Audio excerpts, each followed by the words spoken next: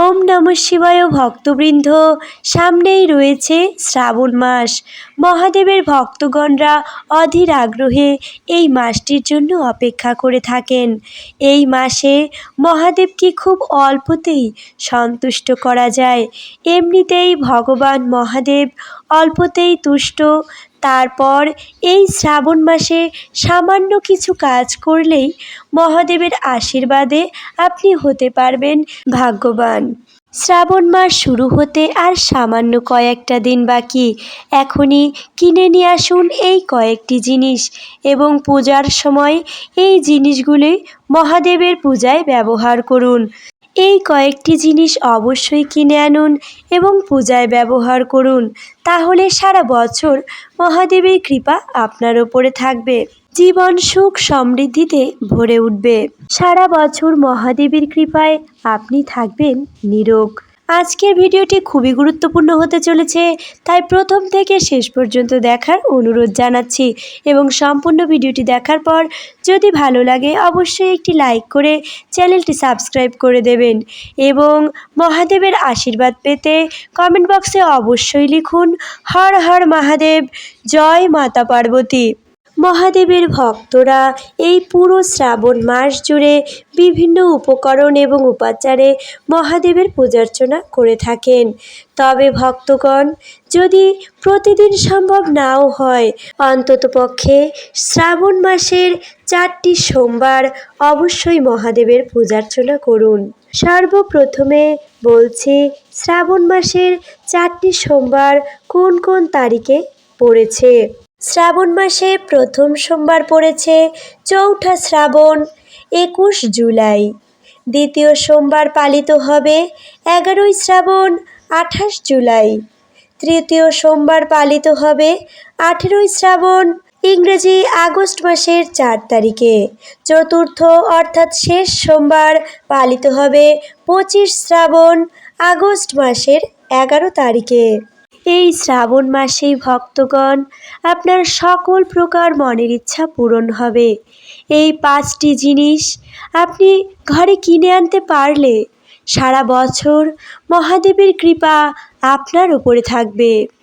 এই 5টি জিনিস আনলে শুধু মহাদেবই নয়, মহাদেবের পাশাপাশি মাতা লক্ষ্মীর কৃপাও আপনার উপরে থাকবে। সেই জিনিসগুলির মধ্যে সর্বপ্রথম যে জিনিসটির কথা বলবো, সেই জিনিসটি ছাড়া মহাদেবের পূজা অসম্পূর্ণ থেকে যায়। সেটি হলো ভক্তবৃন্দ গঙ্গা জল। শ্রাবণ মাসে বাড়িতে গঙ্গা জল থাকা অত্যন্ত শুভ বলে মনে করা হয়। বলা হয়ে থাকে আপনি অন্য কিছু ভগবানকে অর্পণ করুন বা না করুন, 1 ঘটি গঙ্গা জল মহাদেবকে অর্পণ করলে ভোলানাথ তাতেই সন্তুষ্ট হন। সেই গঙ্গা জল অবশ্যই এই শ্রাবণ মাস আসার আগেই আপনি ঘরে এনে রাখুন। দ্বিতীয় যে জিনিসটির কথা বলবো তা হলো ভক্তগণ শিবলিঙ্গ, শিবের ছবি বা শিব ঠাকুরের যে কোনো মূর্তি। তবে সেই শিবলিঙ্গ বা শিবের মূর্তিটি যদি আপনারা কোনো মন্দির থেকে আনতে পারেন সেটি বেশি ফলপ্রদ। মন্দির থেকে কোনো শিবলিঙ্গ বাড়িতে এনে সেটি প্রতিষ্ঠা করার পর নিত্য শিবলিঙ্গটি পূজার্চনা করুন। এরপর যে জিনিসটির কথা বলবো তা হলো বন্ধুরা কাজু, কিশমিশ, এই সকল শুকনো ফল মহাদেবকে অর্পণ করুন। এই জন্য আগে থেকেই এই ফলগুলি সংগ্রহ করে রাখুন।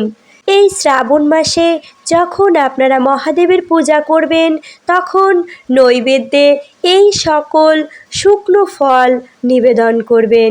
শুধু মহাদেবই নয়, এই শ্রাবণ মাসে ভগবান বিষ্ণু ও মাতা লক্ষ্মীর পুজোর নৈবেদ্যেতেও এই ফলগুলি আপনারা ব্যবহার করতে পারবেন। এই শুকনো ফলগুলি নৈবেদ্য হিসেবে ভগবানকে নিবেদন করলে শারীরিক এবং মানসিক শক্তি বৃদ্ধির পাশাপাশি স্মৃতিশক্তিও বৃদ্ধি পায়। তাই এই ফলগুলি অবশ্যই ভগবানকে নিবেদন করুন। ভক্তবৃন্দ, মনে করা হয় এই শ্রাবণ মাসের পবিত্র দিনে যদি মহাদেবের পূজার্চনা করা যায় তাহলে সেই ভক্তের সকল মনের ইচ্ছা পূর্ণ হয়। ভক্তবৃন্দ, মনে করা হয়ে থাকে ভগবানের সবচেয়ে প্রিয় রং হলো সবুজ।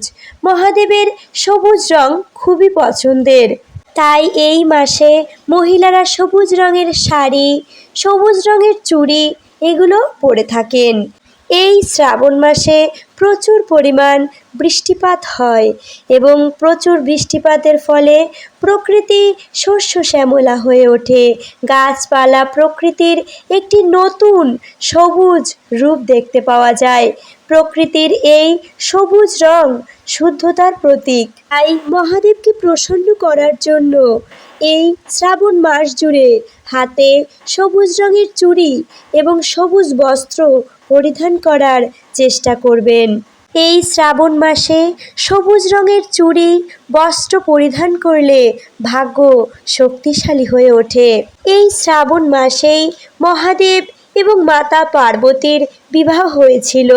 এই পুরো শ্রাবণ মাস জুড়ে সবুজ বস্ত্র এবং সবুজ চুড়ি পরিধান করলে মহাদেবের পাশাপাশি মাতা পার্বতীর আশীর্বাদও লাভ হয়। তাই ভক্তবৃন্দ, এই পুরো শ্রাবণ মাস জুড়ে অবশ্যই সবুজ বস্ত্র এবং সবুজ চুড়ি পরিধান করুন।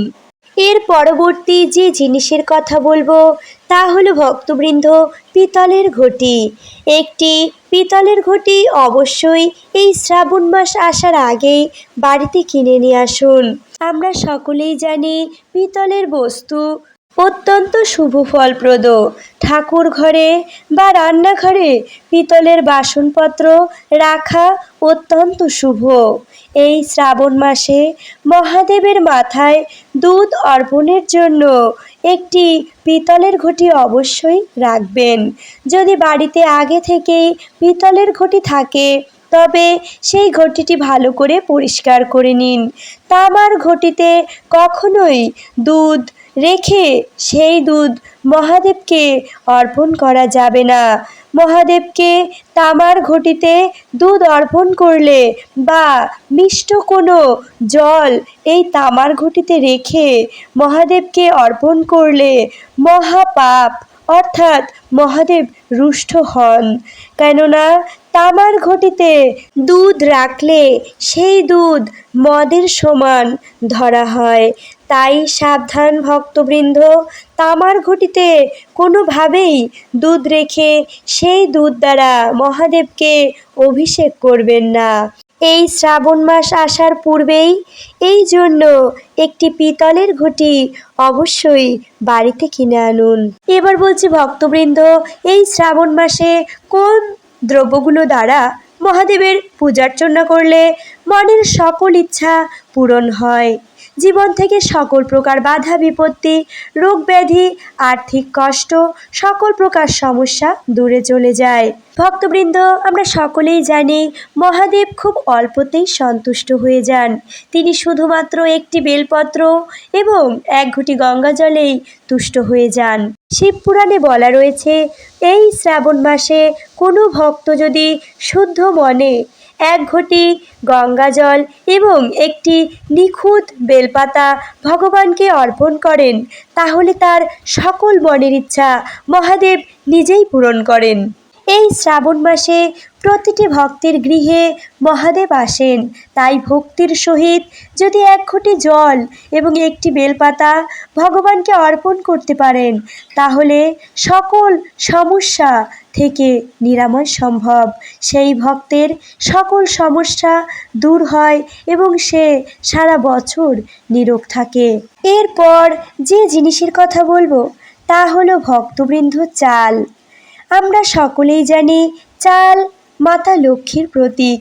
যে ভক্ত আর্থিক সমস্যা এবং ঋণে জর্জরিত হয়ে রয়েছেন সে এই শ্রাবণ মাসের ব্রত পালন করে অক্ষত আতপ চাল মহাদেবের উদ্দেশ্যে নিবেদন করুন। এতে সকল প্রকার আর্থিক সমস্যা দূর হয়ে যাবে। কিন্তু ভক্তবৃন্দ অবশ্যই সাবধানতা অবলম্বন করতে হবে, চাল যাতে ভাঙা না থাকে। চাল অক্ষত দেখেই মহাদেবকে নিবেদন করতে হবে। এই শ্রাবণ মাসে ব্রত রেখে আর যে জিনিসটি মহাদেবকে অর্পণ করবেন তা হলো গম। গম ভগবানকে অর্পণ করবেন এবং এই গম অর্পণ করলে নিঃসন্তান দম্পতিরা সন্তান প্রাপ্তি করতে পারবেন। এছাড়া কালো তিল গঙ্গা জলে মিশ্রিত করে সেই তিল দ্বারা ভগবানের অভিষেক করান।